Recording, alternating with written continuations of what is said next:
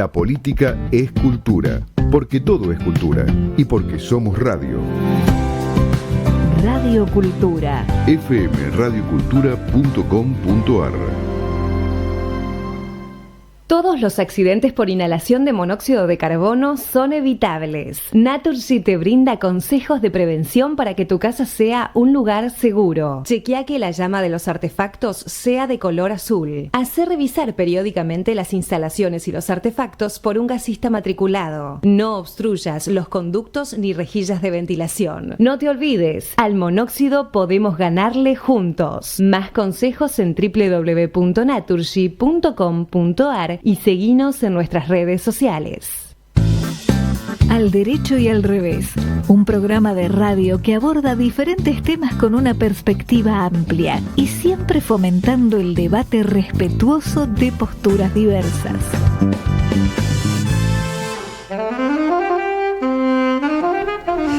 Hola, ¿qué tal? ¿Cómo andan? Empezamos el programa número 338 del Derecho y al Revés, en la operación Agustín Romero, en la producción Fede Politi, gracias a ambos. Profunda envidia le tenemos a Mercedes Jones, que hace 6 o 7 minutos está hablando con Inde Pomeraniec, mientras nosotros acá no podíamos más que verlas, mientras se reían y charlaban. Pero yo estoy mirando el televisor que tenemos, la pantalla que tenemos en el piso, y dice, se acercan las tormentas. ¿Será por todo esto que vamos a conversar con Inde? ¿O será que es una cuestión climática? Bueno, arrancamos Inde Pomeraniec, periodista, editora, escritora, más de 30 años de trayectoria en medios gráficos, bueno, ahora hay que decir gráficos virtuales, radio, televisión, licenciada en letras de la UBA, docente universitaria en la carrera de letras de la UBA, en escuelas privadas de periodismo. Bueno, es larguísimo el currículum, premio Conex de Platino en categoría periodismo literario, miembro de número de la Academia Argentina de Periodismo y autora de libros interesantísimos. Menciono, por ejemplo, Rusos de Putin, Soy mi madre, soy mi hija, soy yo, ¿Dónde queda el primer mundo?, Postales de la era Putin, Blackie, y también de libros para niños, porque una de las sensaciones que da cuando uno se pone en tema para charlar con Inde es que descansa poco. ¿Cómo te va, Inde? Bien, no los veo, pero bien, les agradezco muchísimo la invitación, un placer. No nos estás viendo, eso significa que tenemos un problema que tiene que resolver nuestro operador porque no nos está viendo, Fede. La veo a Mercedes, pero a ustedes no los veo, no logro verlos. Pero no importa, los escucho, mientras tanto podemos hablar igual. No, bueno, pero estamos haciendo ya el reclamo a la producción porque también tendrías que vernos a nosotros. Ahora nos ves. Ahora, ahí está. Ahí estamos. Ahí estamos. Un placer, Igualmente. Inde, además de mencionar, porque a mí tu presentación en Infobae, cuando decís, soy lectora en primer lugar, ¿no? Periodista, autora, editora, pero empezás con soy lectora. Y tenés una larguísima trayectoria en todo el tema cultural y particularmente en el de periodismo, en un momento donde todo sucede tan rápido, ¿no? Entre esta cosa que definió también Bauman como modernidad líquida, las diferencias se exacerban cada vez más, se escucha cada vez menos al que piensa distinto, y vos destacás algo que a mí me pareció muy interesante como básico para el periodismo, que es encarar cada hecho considerando el a favor y en contra. Es algo que el título de nuestro programa de alguna manera trata de reflejar, ¿no? Al derecho y al revés. Y, por ejemplo, en tu última nota en Infobae te preguntas, ¿cuándo fue que dejamos de aprobar ideas o expresiones simplemente porque no estamos de acuerdo con quienes las enuncian? ¿En qué momento nos obligamos a decir sí a lo que dicen aquellos que están de nuestro lado y dejamos de escuchar y analizar lo que dicen los otros, que quizás pueden tener razón? Y entonces te pregunto, ¿hay espacio hoy para un periodismo que analice el a favor y en contra?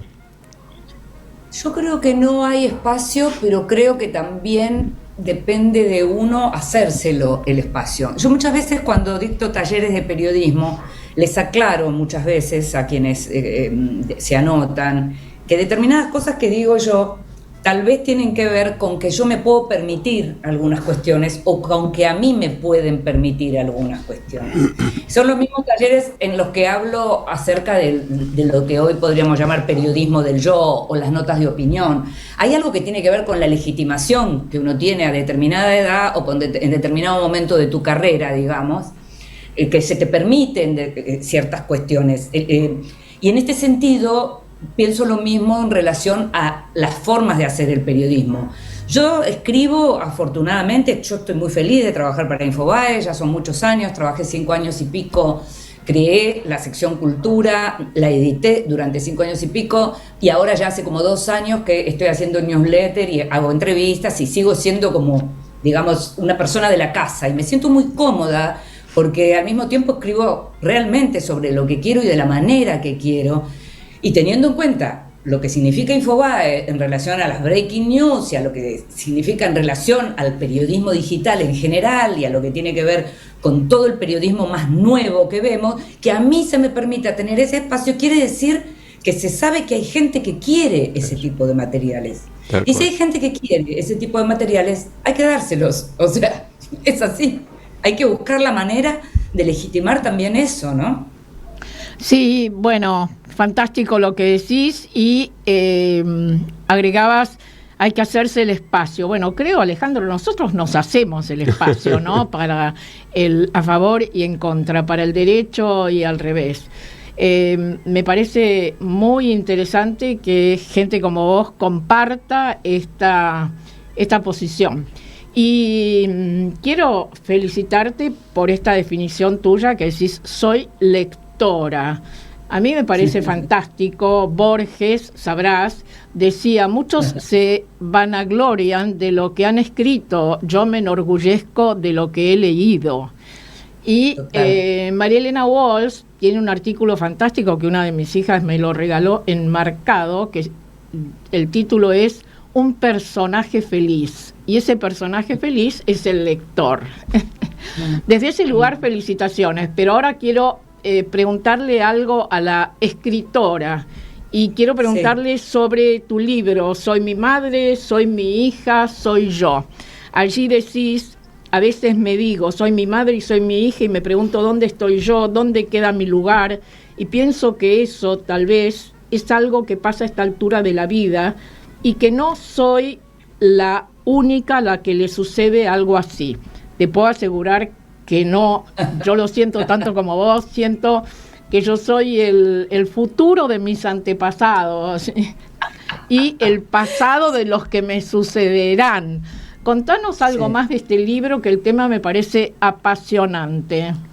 Bueno, en realidad ese fue un libro, es un libro digital, es un libro que reunió algunos de los artículos en donde yo trabajaba cuestiones que tenían que ver con estos temas, con vínculos, con cuestiones de temas de género, pero cuestiones de temas de género, yo tengo 62 años y soy de las mujeres que nunca a la hora de definirme o de calificarme no habría dicho nunca que yo era feminista.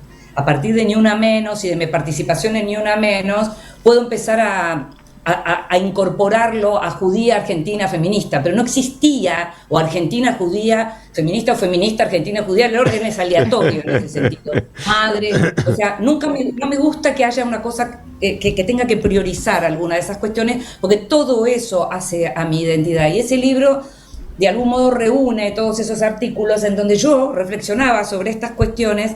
Más que nada te diría, Marta, ya que hablamos de lecturas y demás, más que nada como profundo homenaje siempre a Natalia Ginzburg, ¿no? Que es como la escritora así de las pequeñas cosas, de las pequeñas virtudes, de los lazos de familia, del léxico familiar, ese tipo de lectura que tal vez para muchos hombres y durante mucho tiempo era literatura menor y que en los últimos años ya se empieza a tener como su propio espacio. Así que ese libro reúne artículos de ese tenor en donde aparecen esas reflexiones de la mediana edad, si querés, ¿no? En donde todavía estás un poco en el medio, ya camino a ser mayor. A esta altura ya soy grande como para decir que soy más grande que la mayoría del mundo, que es lo que nos pasa a cierta edad. Y entonces, bueno, es imposible no reflexionar sobre Inde, eso. vos sos grande con mayúscula. No, te juro que no. Pero me quedé pensando en algo en relación en el a favor y en contra que no terminé de responder, que yo empecé a reflexionar sobre eso ahora cuando reeditamos el Blackie.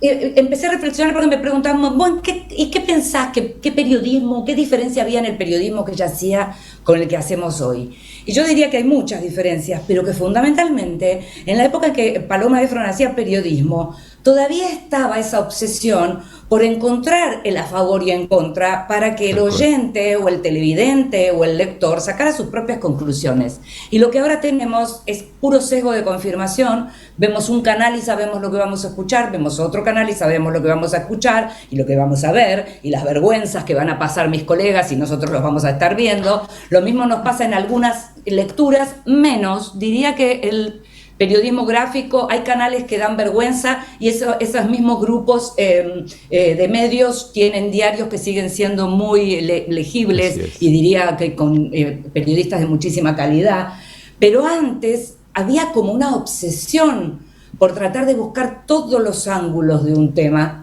de tal manera de que el periodista lo que hacía era servirle la información y las posibilidades de análisis para que fuera la audiencia la que determinara, no quien me sigue.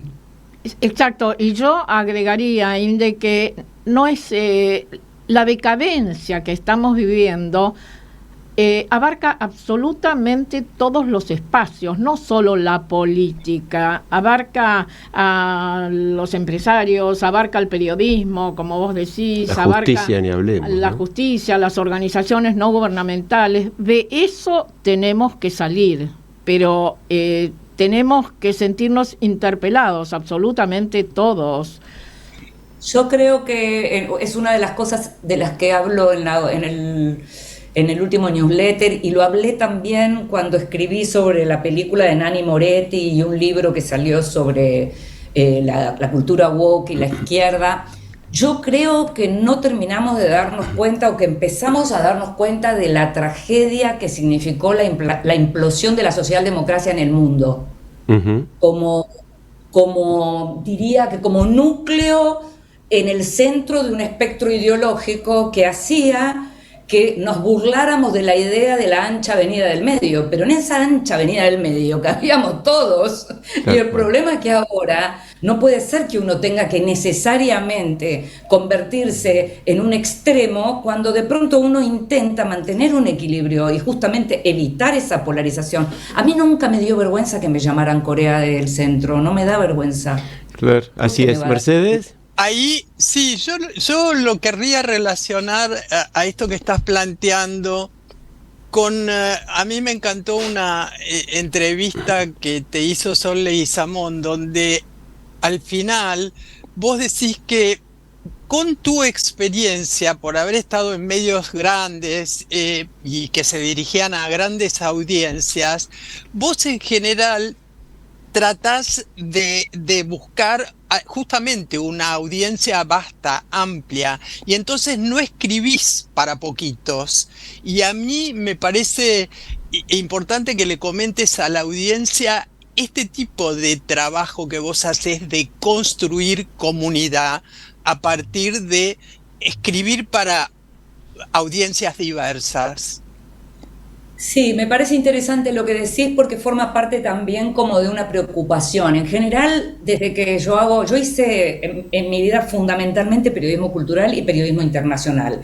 Si para los que pasaron por las redacciones saben que en ambos casos, aún en política internacional, son como esferas que para las grandes mayorías dentro de las redacciones solo están realmente vivas cuando hay un Nobel o una guerra, por ejemplo. Es decir, no son aquellas secciones que se privilegian. De hecho, solo el diario La Nación conserva, creo, la verdad que no lo vengo leyendo en papel hace rato, pero siempre exterior adelante. En general, todo lo que tiene que ver con política internacional y cultura es de los especialistas, y cuando pasan cosas es cuando nos convocan. Lo mismo pasa también en los programas, en los magazines, en la televisión, en la radio. Solo se nos convoca cuando pasa algo y hay que explicarlo. ¿Qué quiero decir con esto?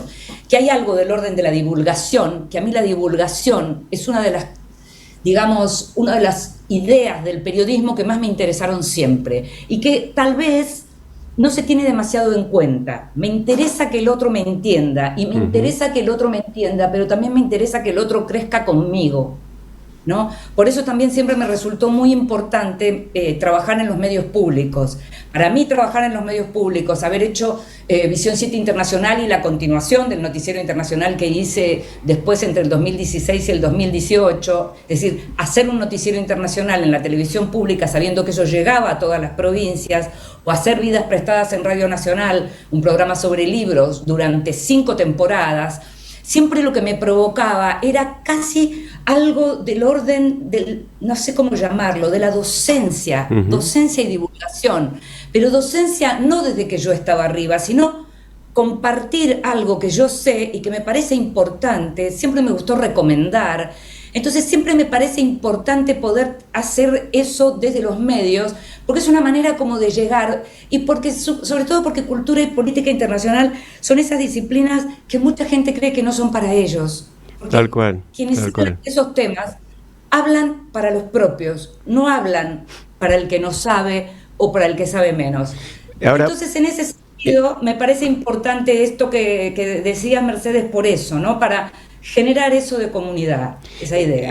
Inde, yo en ese sentido, te cito, intento pensar por fuera de la regla del binarismo que todavía nos prohíbe cuestionar o repudiar 2 o más cosas a la vez. Y a partir de ahí, esto lo decís para opinar sobre nada menos que el conflicto de Medio Oriente. Vos dijiste antes, judía, argentina, feminista, cualquiera que sea el orden. Yo podría identificarme con los 3 porque por mi familia también he sido feminista desde como hombre y sigo siéndolo. Pero vos decís, en este sentido mi discusión se enciende con aquellos que justifican lo que hace Hamás en nombre de la, entre comillas, resistencia, pero también con quienes monopolizan el sufrimiento y no se conmueven ante los padecimientos indecibles de los civiles en Gaza. No hay forma de que me identifique con ninguna de estas barbaridades.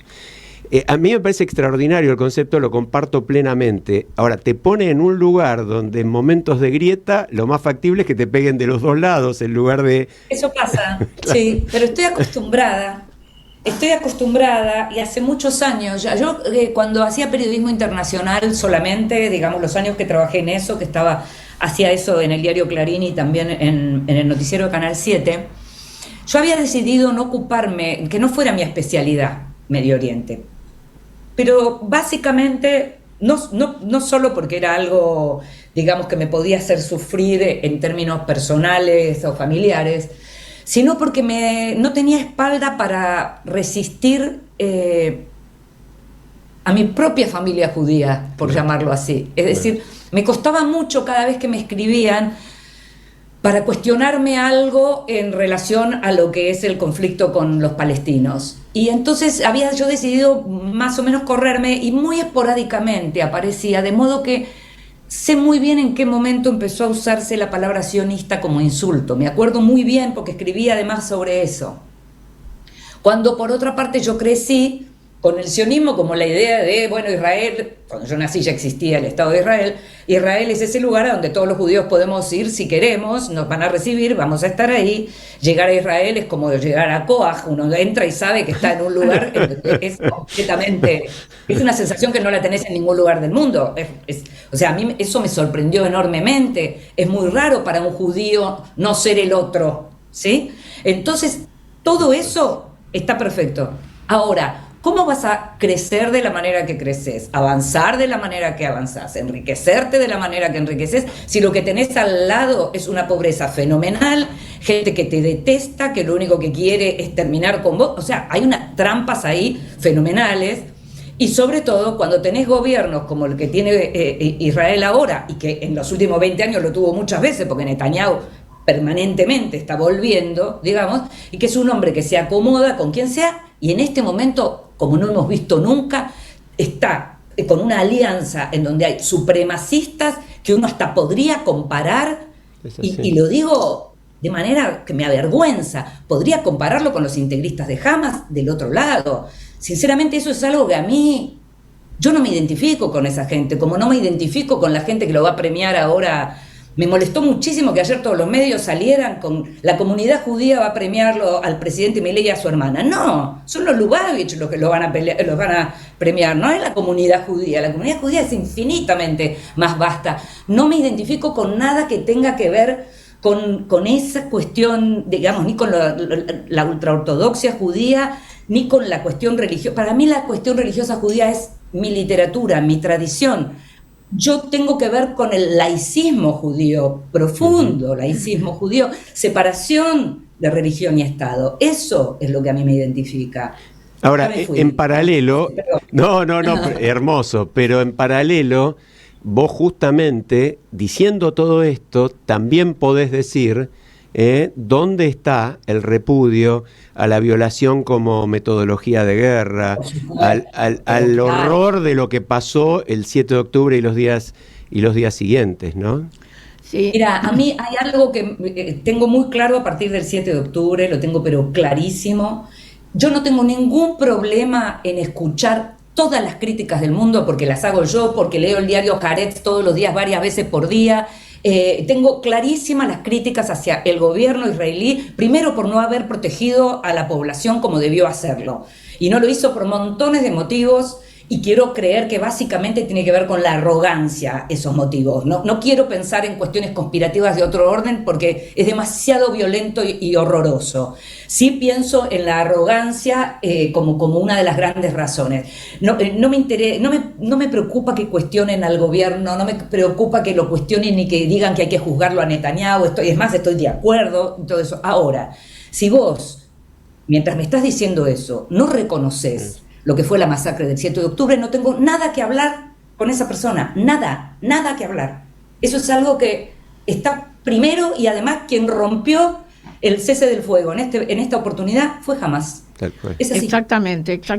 Bueno, a ver, sí.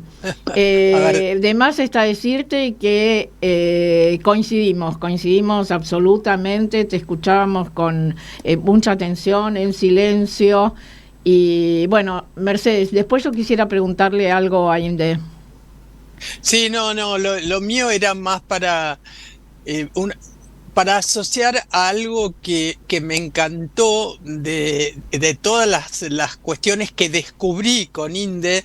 Es una definición de belleza que la toma de otra persona. No quiero extenderme por el tiempo, pero ella dice: la belleza es como un resplandor. Y me encantaría que le dijera a la audiencia en este momento qué obra de teatro, qué texto, qué película, qué libro ella en este momento está viendo, leyendo, podría recomendar con esta definición de belleza.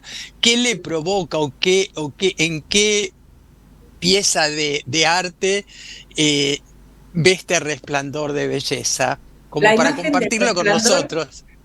La imagen del resplandor me la dio Gastón Burucúa, José Emilio Burucúa, sí, que es como el mayor historiador del arte y es una persona generosísima, además de un amigo de estos últimos años. Es alguien que admiro muchísimo y a quien le pregunté qué era la belleza para él, y me respondió eso, pero así como pensándolo en el momento, y me encanta esa idea.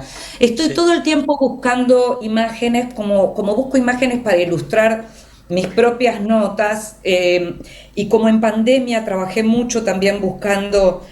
En pandemia yo todavía editaba Cultura de Infobae y era todo tan horrible lo que estábamos viviendo que inventé una sección que se llamaba La Belleza del Día, y todos los días buscaba un cuadro o algo que me gustara mucho. Naturalmente, como para la mayoría de la gente, yo no soy además especialista en arte, tengo como periodos que me gustan mucho y me gusta entrar a verlos, y tiene más que ver diría que con el postimpresionismo que con el impresionismo, ¿no? Me gusta mucho Bonnard, me gusta mucho Vuillard, me gusta mucho Balotón, me encanta mirar pintura, mirar cosas que tienen que ver con pintura. Y en cuanto a lo que busco, estoy escribiendo ahora sobre la película, esta película preciosa que estuvo nominada para los Oscars, que es Vidas Pasadas, y estoy... Ver esa película me respondía a esto de buscar belleza, porque me parece que ahí hay belleza, además de montones de preguntas y cuestiones. Y ver eso me hizo ver de nuevo, estoy escribiendo justamente en estas horas, ver de nuevo La La Land, que es una película, a mí me encanta esa película, me parece que es como todo, ¿cómo decirte? Esa música, esas imágenes, esa estética, esa historia, esos actores, ¿no? Emma Stone y Ryan Gosling, que me parecen divinos y talentosos. Para mí la belleza está en esas cosas también, o en volver, como decía antes, en leer a Natalia Ginzburg, o, por ejemplo, volví a leer a partir de una carta que me mandaron. Para mí belleza es 84 Charing Cross Road, o sea, Claro. que es un libro fabuloso, y que hay una película con Anne Bancroft también que es divina. Belleza, Yo te iba a llevar para otro lado, justamente porque tiene que ver con un artículo que escribiste no hace mucho en relación al libro publicado recientemente por Leila Guerriero sobre la historia de Silvia Laveirú, La Llamada, pero esto lo dejamos para otra oportunidad. Quiero volver a la belleza de cada día que vos mencionás, porque por supuesto me surge asociarlo con un poema de Borges que dice algo así como: no hay un día que no estemos un instante en el paraíso, ¿no? Es linda esa imagen. Mira, soy en general, siempre me definí como una de las personas vaso lleno, ¿no? Y me defino como vaso lleno y me defino como judía quejosa. Lo que quiero decir es que no soy depresiva, no soy de bajonearme. Tengo una cosa melancólica, pero siempre rápidamente busco algo para estar mejor, lo que no quiere decir que no tenga angustias profundísimas y que cada vez sienta que bien a lo Woody Allen tengo la muerte pisándome los talones, por supuesto, pero soy muy activa, soy muy curiosa. Yo creo que además los periodistas somos curiosos profesionales, soy muy curiosa. Hago muchas cosas también porque me harto si hago solo lo mismo. Me despiertan curiosidad y ganas de saber y ganas de ver montones de cosas. Leo muchos libros al mismo tiempo. Soy capaz de ver una película detrás de la otra, no tengo ningún problema, y después en todo caso la vuelvo a ver si me quedó algo pendiente. Me gustaría tener días de 48 horas o más.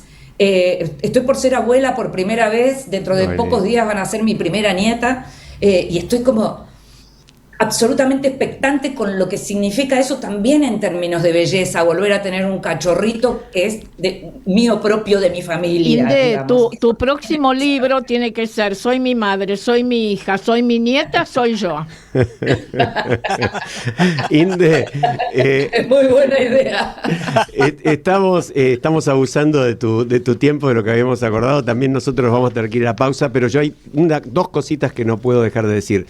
Una, lo mencionaste a Gastón Burucúa y me trajiste la memoria de Martín, su hermano desaparecido, Sí, compañero mío de división en el Nacional de Buenos Aires. Entonces me conmovió profundamente y quise evocarlo al aire porque era demasiado cercano, ¿no? Y la otra, vamos a recomendar, nosotros siempre recomendamos un libro y lo empezamos a recomendar ahora antes de despedirte. Yo quería recomendar específicamente el último libro tuyo sobre Putin, y te hago en un minuto, resumime qué significó la elección, no sé, la pongo entre comillas seguramente la palabra elección, de Putin ayer con el 87% de los votos.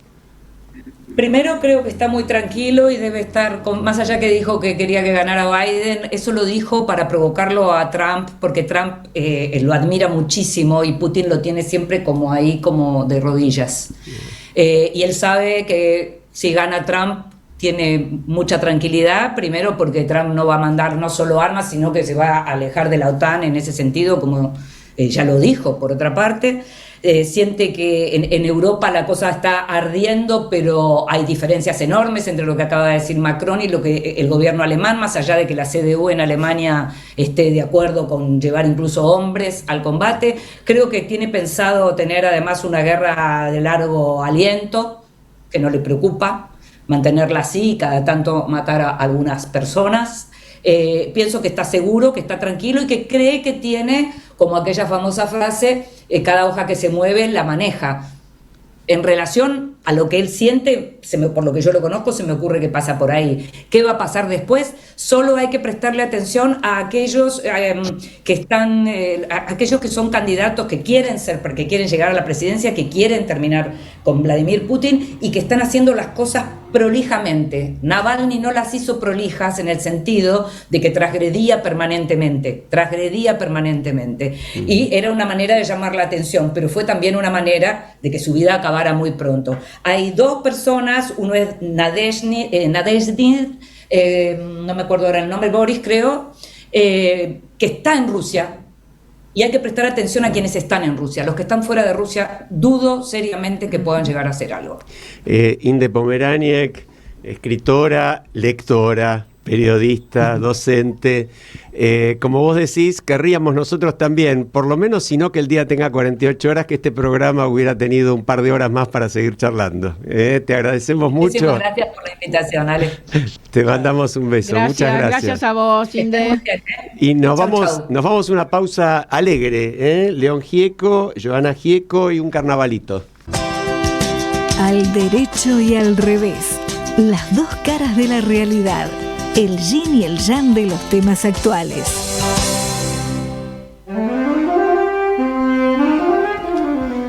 Bueno, estamos de vuelta, realmente con la sensación que le comenté a Inde en el cierre, ¿no? Que hubiéramos necesitado mucho más tiempo para seguir charlando.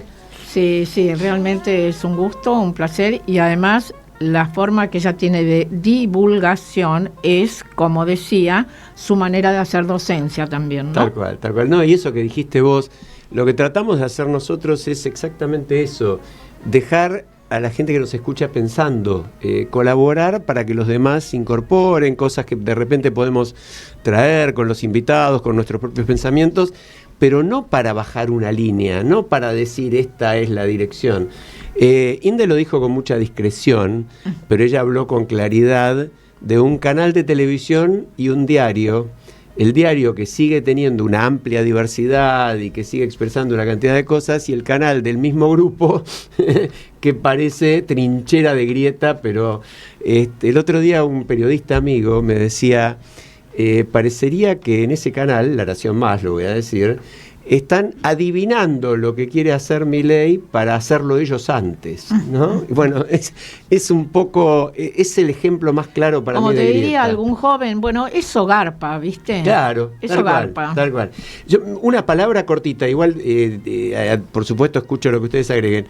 Dijimos que íbamos a recomendar el libro, Inde escribió 2 libros sobre Putin. El último se llama Rusos de Putin, que toma postales de la era Putin, que es el primero, 10 años después. A mí me resultó extremadamente interesante. Leo, por ejemplo, un párrafo. El conserje del imponente Hotel Nacional cree que disimula su calvicie y en su estrategia no contempla el ridículo. Bueno, es decir, es hablar de con todo un panorama de un país como la complejidad que tiene Rusia, o te doy, Mercedes, o el verdadero socialismo llegó con el celular. Por primera vez todos hacemos lo mismo, mirando a la gente que en el subte está con su celular en relación a lo que escribió 10 años después. Es decir, realmente es un libro muy analítico, basado en entrevistas, basado en su presencia en Rusia, pero a la vez profundamente literario. Dale, Mercedes. Yo, sin saber que la íbamos a invitar a ella hoy, obviamente, en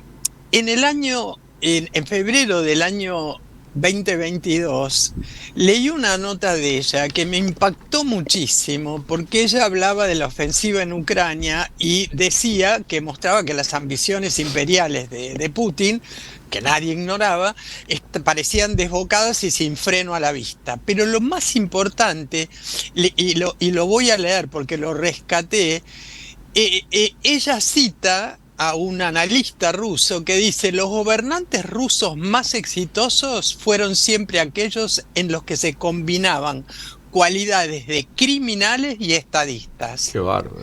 Es muy fuerte y encima no sé si lo puse yo o estaba en la nota, porque no entré en la nota, sino en lo que yo tomé, el punteo que hice.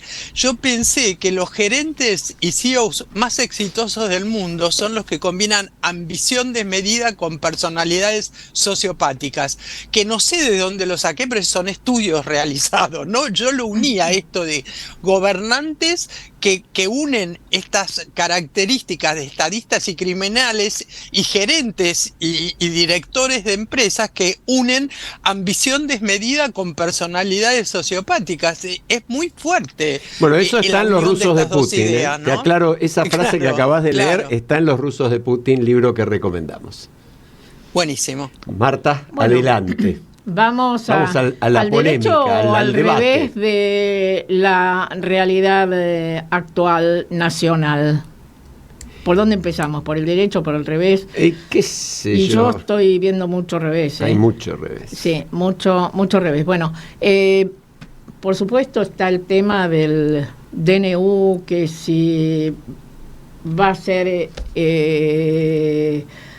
también Rechazado en diputados. rechazado en diputados. En ese caso seguiría vigente porque tiene que estar rechazados en... perdón, al revés. Si es rechazado en diputados, si ya fue rechazado en el Senado, deja de tener vigencia, pero si no lo rechazan, sigue vigente. Bueno, hay distintas posibilidades donde todos nos mareamos. Yo ya me mareé con esto, ¿no? Déjame hacer una cosa muy Sí. chiquita, didáctica en ese sentido para la audiencia, porque justamente no es que nosotros nos mareamos, todo el mundo se Sí, marea, sí, porque sí, las sí, explicaciones son pésimas. La Constitución del 94 dice que el presidente no legisla, es decir, lo dice la Constitución del 53 también, pero la reforma dice que no legisla, pero que en circunstancias de excepción, de urgencia y necesidad extremas puede dictar decretos de necesidad y urgencia. En el año 2006, la expresidenta y ex vicepresidenta Cristina Fernández de Kirchner reglamentó, y digo reglamentó porque el proyecto es de ella y la mayoría era de ella, los DNU de una manera absolutamente inconstitucional y Arbitraria. arbitraria y absurda, incomprensible. Una ley necesita, como todo el mundo sabe, que la aprueben las dos cámaras. Un DNU necesita que no lo rechace una sola cámara.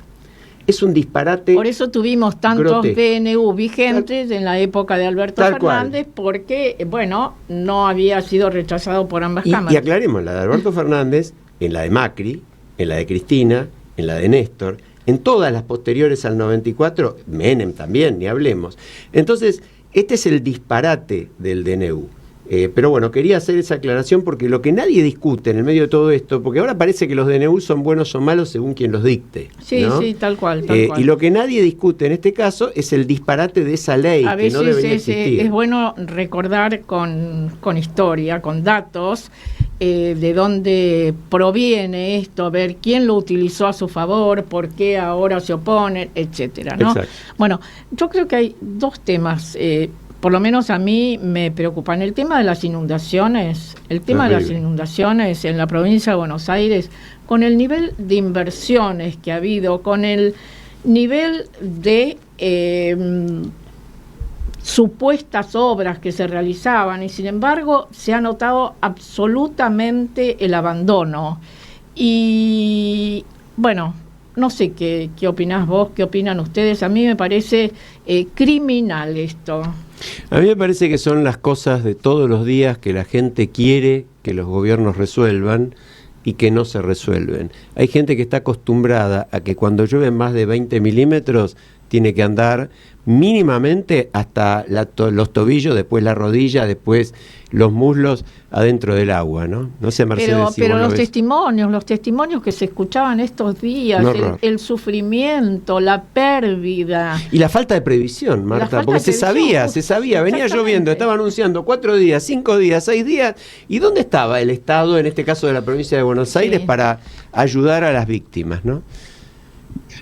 A ver, lo que estamos diciendo es absolutamente cierto, pero yo me remonto a varios años atrás, donde todo el mundo sabía lo que sucedía en La Matanza y la no inversión y, bueno, y el desastre desde el punto de vista justamente de las inundaciones y de los circuitos de falta de servicios del Estado provincial, y sin embargo ganaron aquellos que estaban gobernando. Entonces, acá me parece que hay que diferenciar, ¿no?, el voto, que no es racional, como sabemos, y esta cuestión de la queja del ciudadano respecto de los servicios que provee o no el Estado.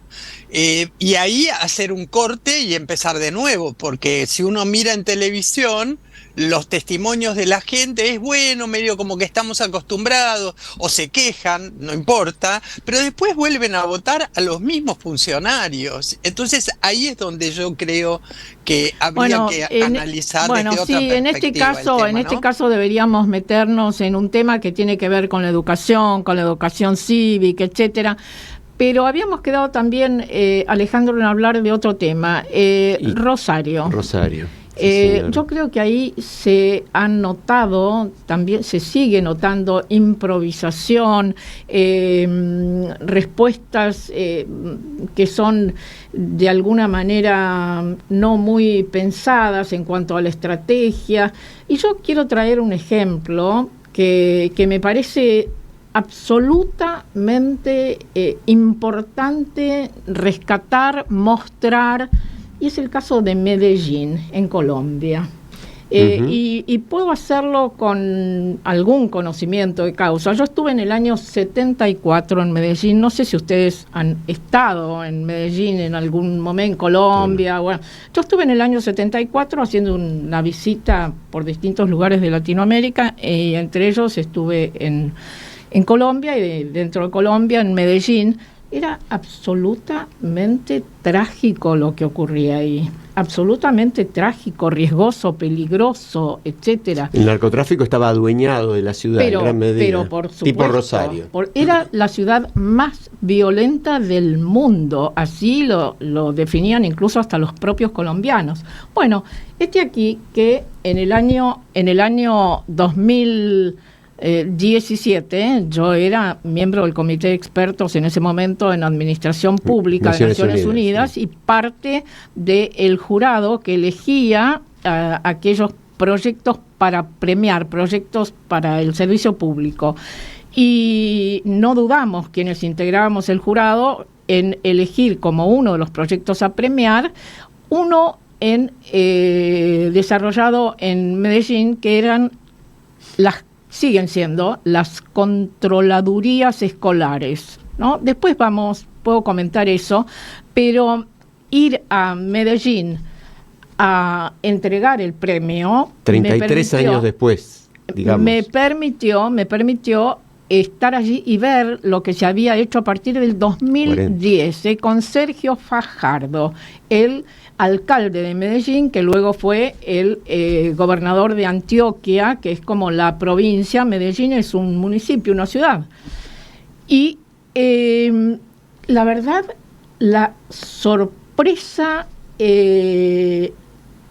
admirable es otra ciudad. Es otra ciudad. En 7 años, Marta, nada más. Es otra ciudad, es otra gente. ¿Qué hizo? Bueno, hay una nota muy interesante este fin de semana en La Nación que se le hace a Sergio Fajardo. Yo lo he conocido a Sergio Fajardo en algunas de mis andanzas internacionales, a él y a otros dirigentes políticos. Sergio Fajardo, que creó en algún momento una organización llamada Compromiso Ciudadano, a partir de ahí se presentó, ganó la alcaldía, después la gobernación. Pero, ¿saben lo que él hizo o cómo definió trabajar esta cuestión? Medellín, la más educada, trabajó fuertemente en el tema educación. Y este es el detalle, entre comillas, que me importa destacar. Bueno, Medellín tiene 2.500.000 habitantes.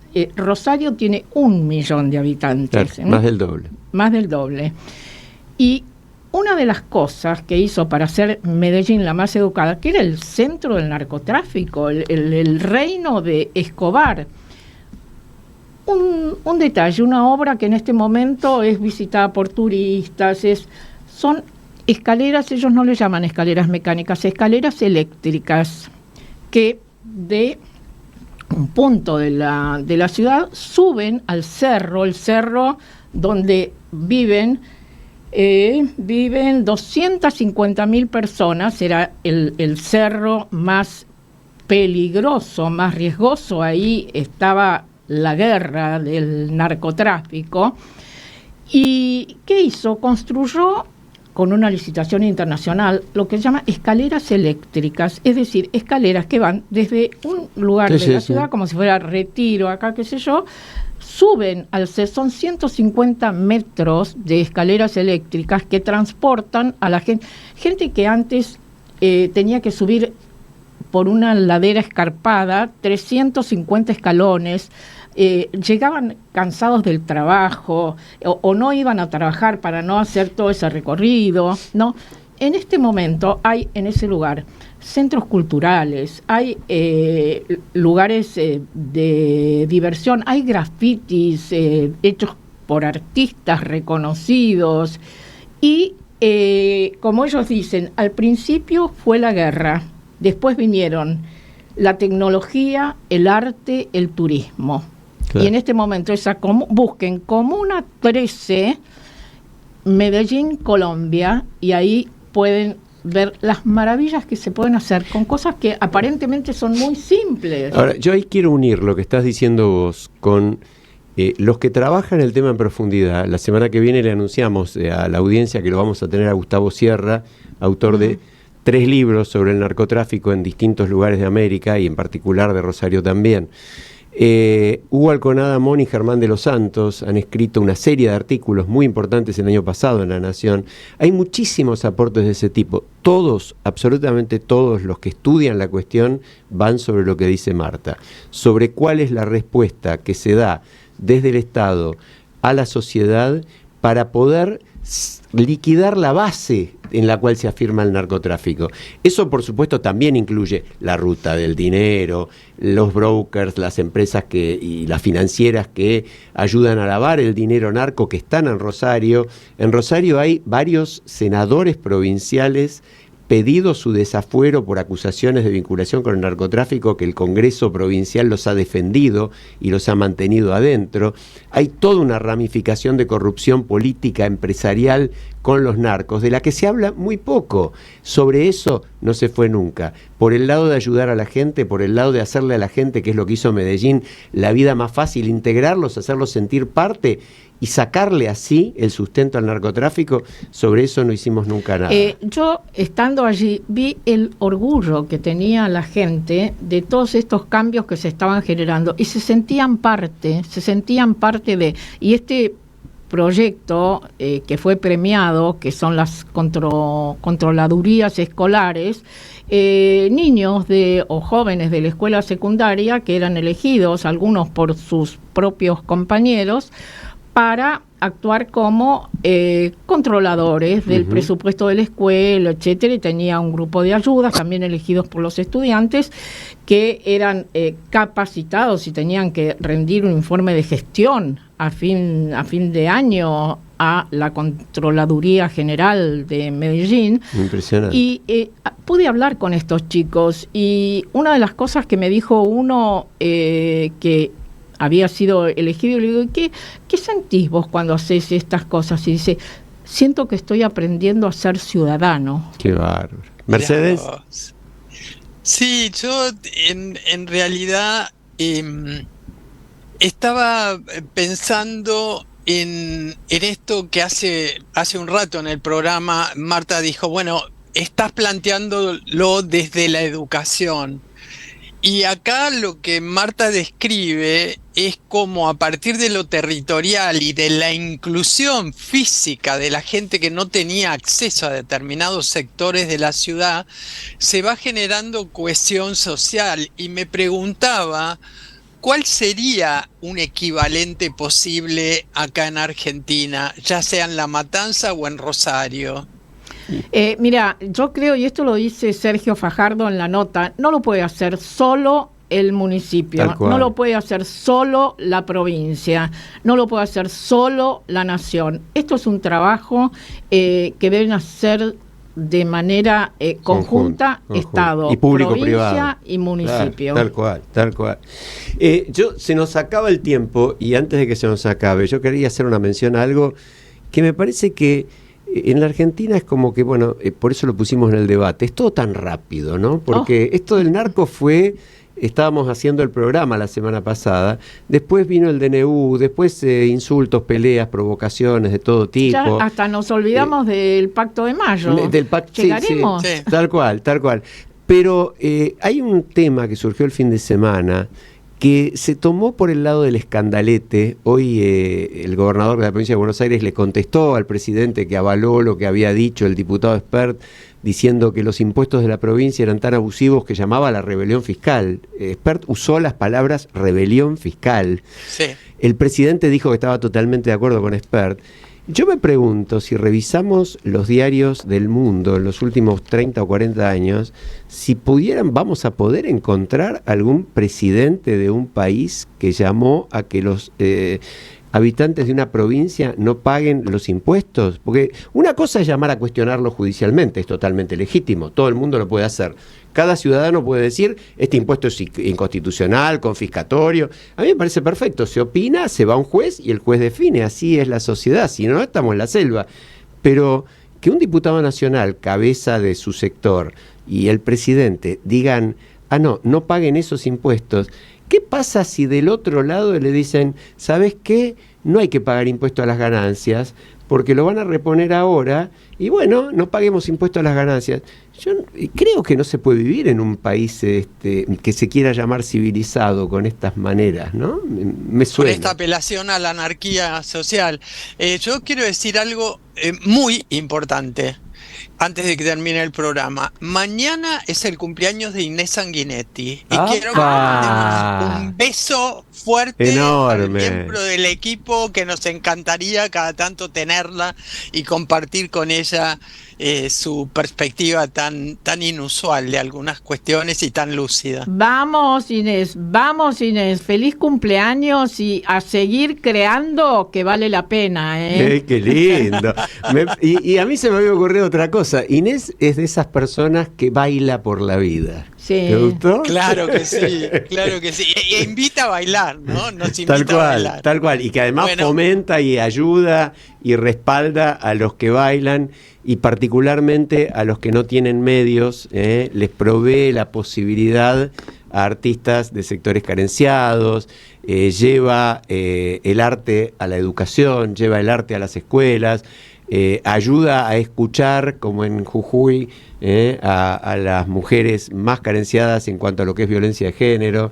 Es un ejemplo muy interesante de cosas que se pueden hacer por el bien común, ¿no?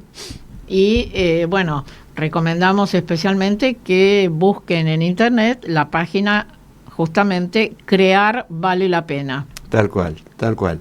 Mira, estamos mal, Mercedes, mal. Me quedaron como 40 segundos. ¿No querés sacar algún tema de esos que duran media hora?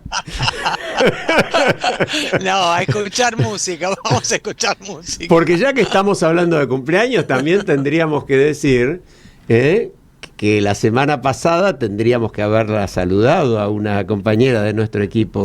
Sí, bueno, pero tenemos tiempo para que me saluden a mí por mi cumple. Somos dos piscianas, Inés y yo. Sí. Bueno, es decir, porque hace pocos días cumplieron Mercedes Jones y nuestro productor, el querido Fede Politi, Vamos, epa. Sí. Bueno, vamos los piscianos todavía, vamos los piscianos.